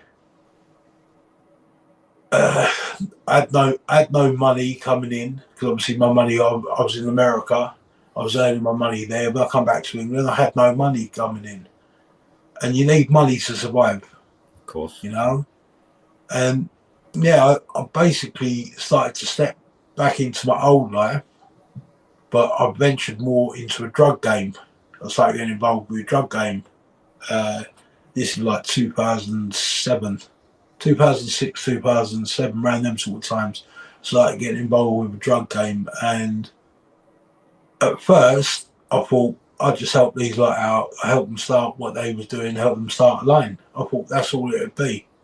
By a line, I'm talking a phone line that people can call to buy drugs off of people. And that's what I've done. But that got so busy, and when I say it got so busy, it got to the point it was hard to stop doing it. Yeah. You know what I mean? It's like the addict is addicted to the drug, but I was involved in the supply of it. But I was more addicted to the money. I was addicted to the money because of how fast it was. I was earning some days £700 a day, right? Yeah. That's in profit. That's what I was walking away with profit. That's with my reload money as well. So I was doing fine. You know what I mean? And all I had was a push work, so I didn't have no overhead really, other than paying for my rent or where I lived. Yeah. You know? That's crazy, mate. Yeah. I used to work 3 days a week doing that as well. And You don't have to it was crazy money because £700 each day that I was walking away with my own pocket, and that's 2,100 quid every week. Yeah. For 3 days work. Well, it wasn't work, was it? It was supplying drugs to people. Exactly. And some people work it's all month misery. doing that money. It's misery. That's what I'm going to put it out there now. It's misery. That life is misery, right? The whole time you're involved in the supply of it, you're chasing something. You're chasing that dream that's never going to happen. Yeah? You're always chasing money. You're never resting. You go to a kebab shop to go and buy some food. Your phone would ring. Someone might want a large bit of your product. So you would have to suddenly say, you know what, mate, forget the kebab. Because there's money to be going made. Because you know he's going to go somewhere else. Customers, Yeah, that's how it went. And I went down to, at one point, probably about 11.5 stone. And you've met me, and you can see on the camera, me at 11.5 stone, I was very thin. Yeah? Because I wasn't eating and I was riding around everywhere. I started arguing with everyone because obviously what we were selling and whatever else, it caused me to start arguing with people, like people that were buying it. People with low money, they would tick stuff, then they didn't want to pay for it, so then it would cause arguments. It would always cause conflict. But I started to become someone I wasn't. You know, instead of somebody that you could come and talk to about, I started to become horrible about it. I didn't want to talk to you about it. You know, I started to react angrily all the time. And to the point that I pushed everyone away. I got to the point I was pushing everyone away. Anyone that got close to me, I was pushing them away because I was only interested in one thing, and that was how much money I could make at that point. Then basically, the drugs game, we end up having a problem with somebody that we was in the game with. When I say in the game with, he was somebody that supplied us large parcels. This guy, we realised he was working the same patch that we was working with. He didn't know all the time that we was buying parcels from him and was buying them. We was reloading every day.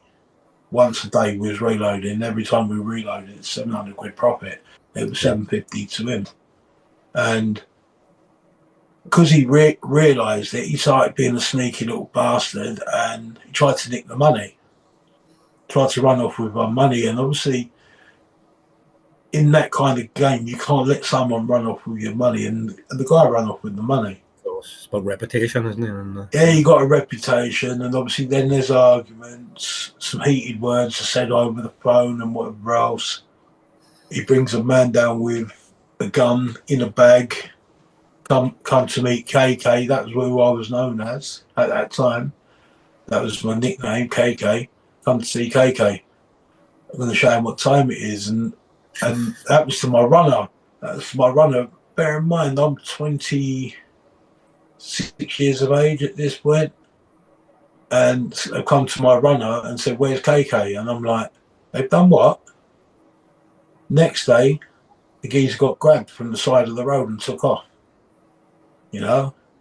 That's what happened. There's a repercussion. I'm not going to say the ins and outs of what happened. All I'm going to admit to is he got took the next day, and he got released after the money was paid for the money that he'd stolen. Yeah. And yeah, I've never really had too much to do with that guy after that, but that then led me to moving out to Somerset. That was 2007. I moved out to Somerset. I was out there for about 6 weeks. Then I come back to London for Christmas. And then I thought, right, I'll go back to Somerset. I got arrested with someone down in Somerset. We was in the Mercedes CLS 5 litre. And we ended up getting arrested in a hotel down in Somerset because we booked into a hotel while we was down there. We ended up getting arrested for a Mac 10 machine gun, which was found in my friend's room. I was in a complete different hotel room to him. I got drawn in for that, and obviously, if I haven't seen the Mac 10 firearm, I can't comment about the Mac 10 firearm. That's what I told the police as well. Because I haven't seen it, I can't comment about it, so therefore I can't answer any of your questions. The copper's face, his eyes went bright red in the interview, looking over the top of his glasses, and his whole face went almost purple, where he was so stressed out because I'd given that as an answer. 9 weeks later, I've been in prison for 9 weeks because obviously I went to prison for that there and then. 9 weeks later, the prosecution couldn't offer a case against me because there was no forensics. I wasn't forensically linked to it. The firearm was found in a complete different hotel room to the one that I'm seeing going into to go in for a sleep. And I'm grabbed up at gunpoint going into the room that I'm going into. Had all pistols and everything to the back of my head and that push up against the wall. You know, so there I am, 28 years of age. That's happened. I've landed in Bristol, Nick. Come out of Bristol, Nick, after getting a message through on the mobile phone. Kieran boy is going home, and that is from the legal team. The legal team had messaged the mobile phone that we had in the cell, the one that we had secret, and they told us that we was going home. This woman's crew comes along and she says, "Mr. Thomas," and I went, "Yeah." She went, "Go and get your stuff." And I went, "What?" She said, "You're going home, being released." Everyone went crazy because everyone knew it wasn't me that was in possession of any firearm. You know, so everyone went crazy in the nick, and everyone was like, "Well done," sort of thing. Well, I've walked out of Bristol, Nick, at 7 o'clock in the evening with no travel warrant. Can't get back to London. I've got 60 quid in my pocket to live off from my privates that I've saved up because people had sent me money and whatever else. So I've got 60 quid there. I've got no money. I knew if I went back to London, the police are going to be on me everywhere I went. So I thought to myself, what am I going to do? Who do I know? And I thought, just down the road from there, I knew some people. They've come from London. Obviously, I've been down there before with them. Before I went to prison for the firearms, I was down there in Somerset with them. You know what I mean? And I thought, ring them up and see if I'm going to stay there for a few days. And I did that. You know, I went and stayed there for a few days. Well, them few days ended up 6 weeks. I ended up in Somerset. But in them 6 weeks, I went from not having no identification when I come out of prison, couldn't prove who I was, so I couldn't claim benefits. Yeah. So I went back into the life of crime again. So I'm 28 years of age now, and I got involved with cannabis and cocaine all over the West Country. There's people coming from everywhere to us, all little hippies. I'd never met hippies before. All of a sudden, I'm meeting loads of them. You know what I mean? I've never seen that kind of culture. I've seen it in films and stuff, but I've never actually seen it in person. And then going into houses that were full of hippies. You know, it's crazy. It's surreal. Unless you see that kind of thing, you're never going to know it. You know what I mean? And basically got heavily involved in stuff around there. And yeah, basically, yeah, was working for a guy up in Chinatown at this point. Was working with this guy up in Chinatown. His name was Mike. I knew him as Chinatown in Mike. Bristol, yeah? China. Yeah, yeah. No, it wasn't. No, Chinatown's in West End of London. But Okay. we was down Bristol ways. But he used to come down to collect the money or drop the parcels. That's all he used to do. But one time I was getting told Mike's going mad. He wants his money in. He needs it in early. He's not taking no for an answer. Basically, you're getting put under pressure. Yeah. So then this is on a Sunday morning, and I've got a couple of grand that I've got to get sorted by the end of the week, sort of thing. By the Thursday, I could do it if you waited till the Thursday, but I couldn't do it in a short period of time. Yeah. So then it was decided that we're going to have to go and get a parcel of drugs off someone to clear it faster. So you go and take a parcel of drugs off someone, and we just cash the drugs in. We rob them, cash the drugs in, and we clear our debts, and that's it. But I thought to myself, I'm clearing my debt and I'm getting the fuck away from you. Yeah. After you start putting pressure on me, right? A week early, I'm in the vulnerable position because I've got no home, I've got nothing. And the only way I had to rely on making money was that, because I had no proof of who I was at all. Obviously, I didn't go home to my home area. I was down in Somerset, away from everyone that I knew. So it was just horrid. You know what I mean? Yeah. It was horrid. Well, basically, I agreed that I'd get involved in something. At first, it was supposed to be a scam. We were supposed to cut up A to Z, and make out it was money and put money on the outside of it so it looked like money, but cut it to the exact size. Couldn't get no scissors in Somerset because I wasn't from down there. I didn't have a house down there. We was like relying on other people. We was asking for scissors just so we could cut an A to Z out. Nobody didn't have a pair of scissors at all. So then my co-defendant turned around and said, you know what, we just rob him. Instead of being slippery about it, just rob him, go and take it off of him. Biggest mistake of my life. I agreed to it. Yep. I went and we met the young man, and I robbed him. Literally after I robbed him, I've got the parcel on my shoulder. I'm still watching the fella behind me in case he jumps on my back, as you would do. And my Cody went round the side of him and stabbed him into his chest. Like a boxer putting in a hook.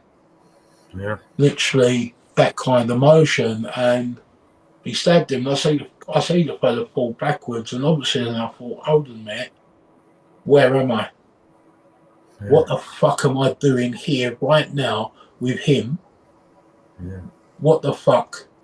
I'm then in the position, and then he starts laughing after he's done it. What? You know? It's real bad, bro. I'm telling you, it's like he starts laughing. We run away from the car. I get into the back of the car. The fella that set the drug deal up didn't know that what had happened. He didn't know it was going to happen. Well, I got into the car beside him, and the one leant over from the front with the big knife that he just stabbed the fella with in front of us, in front of me and the other fella. He's pointed the knife at him and leant forward like he was going to stab him, but I grabbed the right hand where the knife was, and I said, listen, that ain't happening. What the fuck? And I said, what did you do that for? Right? I didn't want that to happen to anybody. I went mental about it, went crazy in the car, you know.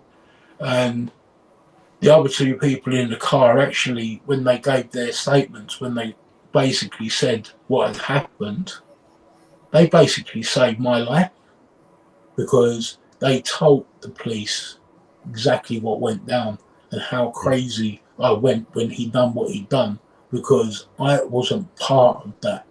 That wasn't what I bought into, you know what I mean? I weren't there to harm nobody. Yeah. And Did you know he had unfortunately, a knife? Did you know he had the knife on him? Did you know he was going to do, anything? I had one on me. Right. Okay. I hold my hands up. I had a knife on me. I was doing a robbery. I didn't know he had a knife on him. Yeah. Okay. Yeah, I didn't know he had a knife on him. I'd already done the robbery. I didn't expect anyone to get harmed. There was no need for him to be harmed. The geezer got harmed. Every single person that we was operating with at that time, when I say operating, everyone that was part of the drug supply movement that we was involved with, all come forward, started making statements against us and basically painting us in a bad picture. But what saved my bacon was what the driver turned around and said she'd never believed that I was there to harm. And by the way I reacted afterwards and how much I told him off for what he'd done, even though he just killed someone in front of me, I'm telling him off in the car, what the fuck did you go and do that for? You know what I mean? Because there was no need for it to ever happen. Well, you'd had the product. You could have just walked away for him to actually stay there and do that. Yeah, and now there's a family without one of their relatives because we was being greedy and somebody else decides to take a life, Yeah. And the thing is, we all know now how bad knife crime is, do you know what I mean? Knife crime now is off the scale, The youngsters are doing it willy-nilly, Only the other day around my area there was a stabbing, and I cried the other day where I went to where the stabbing was. I see the cordoned off area. They kind of brought everything back, brought everything back to me. Also because a little bit later in life, my cousin was murdered as well, but we'll get to that. So basically, at this point, I ended up getting a 10-year sentence for manslaughter because I went through to the trial, didn't take the trial, got offered a lesser charge to plead to because my co-D was putting his hands up to murder. They offered me the lesser charge, which was manslaughter, so I took the charge.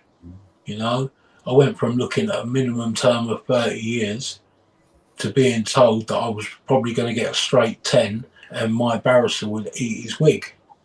Well, I went from thinking I'm going to die in prison to thinking, I could be out in 5 years. Yeah. And obviously, at that point there, did I still want to run the risk of the not guilty on the joint enterprise murder when everyone was getting convicted at that point of joint enterprise murder? And we all know what happens. You get convicted of murder, you get a life sentence. That's one of 99 years with a tariff what the judge decides to set. So you could get 20 years, you could get 25 years. When the starting point for the murder, the motivated murder, the robbery motivated murder that I was under, was a starting point minimum term of 30 years. I was 28 years of age. That's your life, yeah. Yeah, I was crying every night into my pillow in the prison cell. For the first 6 months of that sentence, on remand, first 6 months of being on remand, I was crying into that pillow, thinking, I'm going to die in prison. I went to the point I didn't want to brush my teeth, didn't want to get out of bed. I really let myself go, you know what I mean? And I was really trying to wonder why my life had got so out of control at that point. I've now found myself facing possibly doing the rest of my life in prison. That's a scary thought, mate, to be honest with you, when you're in that position and you think, what, everyone's going to die while I'm here and I'm probably going to die while I'm here as well. I didn't see a light at the end of the tunnel until a couple of days before my trial was due to go ahead, because my co-D was playing the madman, going for the diminished responsibility route. Yeah. And then he escaped from a mental health facility. Really? He was gone for 4 days and then he handed himself in. I don't understand why you would hand yourself in if you know you're getting a life sentence for murder and you get out of the prison. Why are you going to hand yourself in 4 days? Yeah, that's strange. They're very strange. Nobody and nothing, and maybe they said he was sane enough to stand trial for the murder. Right. However, he then decided to give him a guilty plea, which then made the prosecution want to offer me a manslaughter charge, which under secondary party I qualified for it because they knew my intention wasn't to harm Yeah. anybody, you know. However, I've still got it on my record, so when you look at my record, people look at me as somebody that's harmed someone or killed somebody. Yeah. And in fact, the very fact is, the truth is, I haven't killed nobody. I was there. I didn't stop it. Couldn't have stopped it. I didn't see it. Didn't see it till it was too late, and the geezer fell Happened backwards so and asked him, fast. "Why did you stab me?" Do you know what I mean? I can't take that back. If I could, I would. You know, that's one day in my life I wished I never experienced as such and never participated in. You know, it's something I always will regret. Yeah, I can't imagine. Yeah. It's just a lot, bro. Mm. Yeah, so I've got a prison sentence. Got 10 years for that. That's from 2008 to 2013. I got out of prison 2013, and I was still really struggling with basically what I've been in prison for. Because obviously someone's lost their life. I was really struggling with it. I didn't know what was going on with me. I got PTSD. Still don't know what's wrong with me because at that point there, no one's given a diagnosis, right? So I've been suffering with that since I was 13 years of age. PTSD. It How old wasn't was you when you were it diagnosed with wasn't actually PTSD? recognised till 20 years ago. Yeah, Yeah. but the condition and all the symptoms, I've had them since I was 13. Yeah, of course. Yeah. So 2013, I come out of prison. I was with a girl. She fell pregnant. Uh, told me it was twins. Uh, told me it was twins. The relationship didn't last long at all. She miscarried one. And then a couple of days later, her nan called me to tell me she miscarried the other one. And at the time, I was beating myself up, saying, you know what, I don't deserve happiness because what I've been involved with. I said, this is the karma for what I've been involved with, for the things I've done to people. This is what was supposed to happen. I ended up back in prison. I went back to prison on a licence recall because at the time the probation officer was saying if my mum made me homeless, which my mum was trying to do, kept threatening it every week to the probation officer. But if my mum makes me homeless, I'm going to get recalled to custody. Well, I've been in custody all them years for something I hadn't actually done. Yeah. So basically, after doing all them years in jail, with my mum then threatening to put me out of the house and allow me back to the probation service because my mum don't want me in the house. I shouldn't be at my mum's house. I was a big ass man, you know, but I was being expected to live with my mum. You know what I mean? My mum didn't want me there. She made it clear to them. I wasn't talking to her for years before I went away. So why would she want me to come and live with her when I come out? You know what I mean? Strange. Yeah, it's strange, but what it was, I had a very lazy probation officer, and it turns out coming towards the end of that that bit of license recall when I was going up for parole, and basically she changed her position. I got the chance of another probation officer, and the probation officer was brilliant.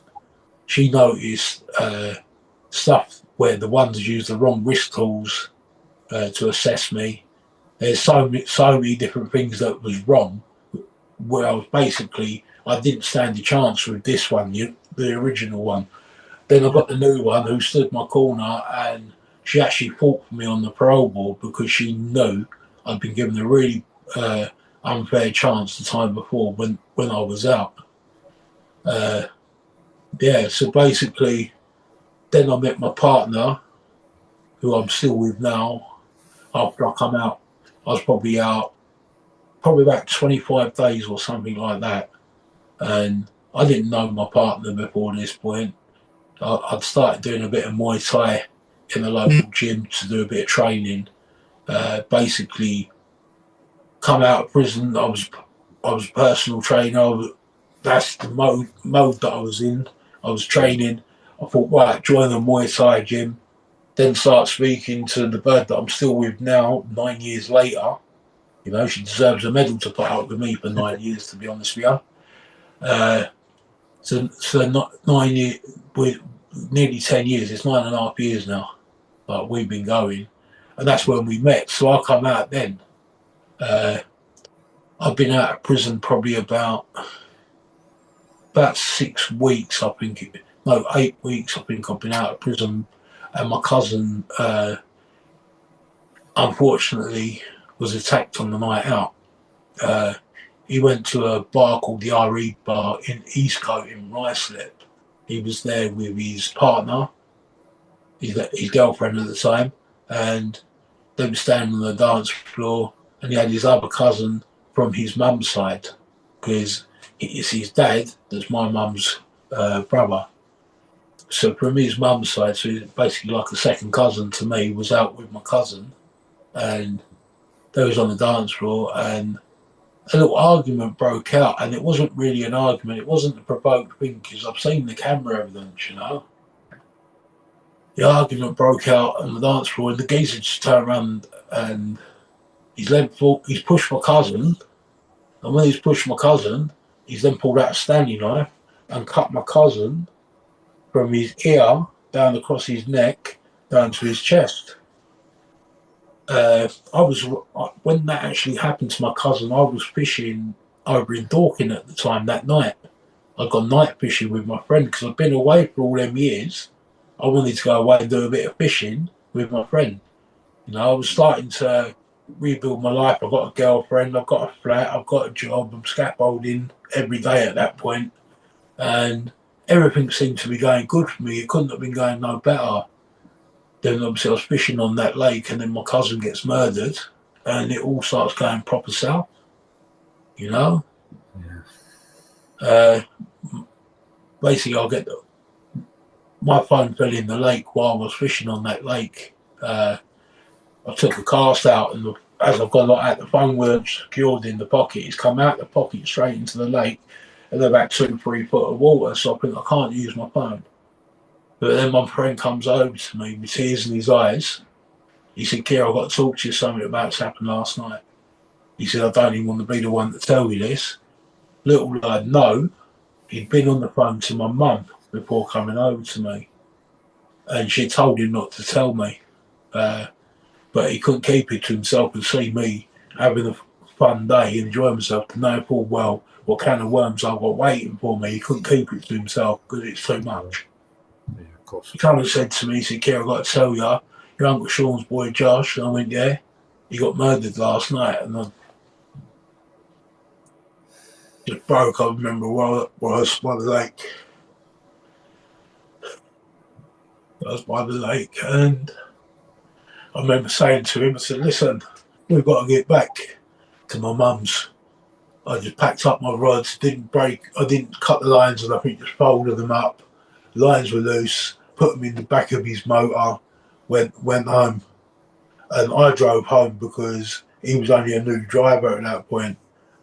And I've been driving for years, never had a lesson, but I've been driving for years. So I said, right, I'm driving to my mum's house, I've got to get there quick because this is too much. I went to my mum's house. Then a little while later, I went and met my girlfriend, who I'm still with now, who's now my fiance. And I went and met her in the local pub. And I'm sitting out in the beer garden room. I remember just crying because what my family's now getting put through. That night, I went to sleep that night thinking I'm going to get up for work the next morning. It was a real bad night of night terrors, and I didn't know what was going on with me. So this is 2015, and I didn't know what was going on with me. I didn't get up and go to work the next day, but I phoned in work and I explained to them exactly what's happened. Let them know what happened to my cousin, let them know what's going on with me, and I said my intention is I'll be into work tomorrow. Please forgive me. They said, all right, come into work tomorrow. I went into work the next day. Weren't a problem, but I was tired because obviously the dreams were happening. I didn't know what was going on. other than my partner kept telling me every night when I was waking up screaming in the bed, it's all right, you're having a bad dream. But I didn't know. Beds would be soaking wet with sweat and everything. Well, I went right off the rails with that. It got to the point that I went from 5-6 days a week to 3-4 days a week, then 3 days a week. Yeah. And when you're needed on site doing scaffolding, end of the day, it's not a care place. It's not something like that. The boss was good keeping me on for all the time that he kept me on because he knew I was struggling. But he said in the end, he said, you know what, I've got to let you go for the moment. He said, you've got to get your head sorted. He said, at the moment, you're no good for work. Yeah. And basically signed me off for work. And obviously that's when I was started real bad suffering with PTSD, but then it's recognised as a problem. I had a breakdown probably about 2 years afterwards. Sorry. I had a breakdown about 2 years afterwards and end up getting locked up in prison again on a licence recall. Lost the plot all around the time on the anniversary of when my crime happened. The knife was pulled on me. I reacted. I end up losing the plot. End up getting put back into custody. I got released from it a short while later, but however, I did end up back in custody because the mental health basically sent me off all over the place because a knife was pointed in my direction. Yeah. And then whilst I was in custody, I had the opportunity of working in the kitchens because I like to cook. And while I was in there, a chef said to me one time, she called me by my first name. She went, Kieran, can you do this, this, this, this, this? She's got a knife in her hand. She's waving it, talking. All of a sudden, I've flung the oven trolleys and everything in front of me, where I was just trying to get everything in between me and her because I was in panic mode. Because I've now got somebody else pointing the knife in my direction. Fear come over me, and obviously I've flung everything in front of me. Then they realise I've got PTSD. Of course. My reaction, obviously, because I'm scared, you know, proper scared, and that You've lost a lot doing the knife crime and knives and the sight of a knife. Yeah. Off you. Yeah, basically that happened. That's 2017, 2018.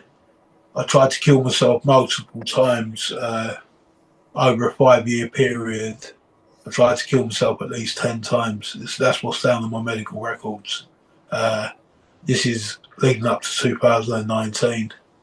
The last time I tried to take my life was 2019. And that's because obviously I couldn't deal with what I deal with over night time with the dreams. And dealing with the everyday life was very difficult. Obviously, it's been a horrific up until that point. Well, 2019, I found out.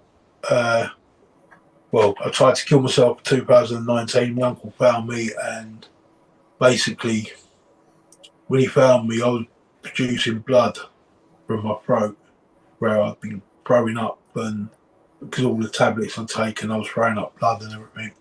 And I do remember when my uncle spoke to the ambulance staff turned around and said to my uncle, do you think this is a cry for help, or do you think he wants to go? He said, you know what, I think he actually wants to go. Because at that point, 2019, my uncle knows what I've already been through. He's been through a lot of it himself, but he's also of an understanding that I couldn't take it no more. That's why I called him to tell him and the rest of the family, I'm sorry, I can't do it anymore. I can't do it. I can't keep fighting this every day.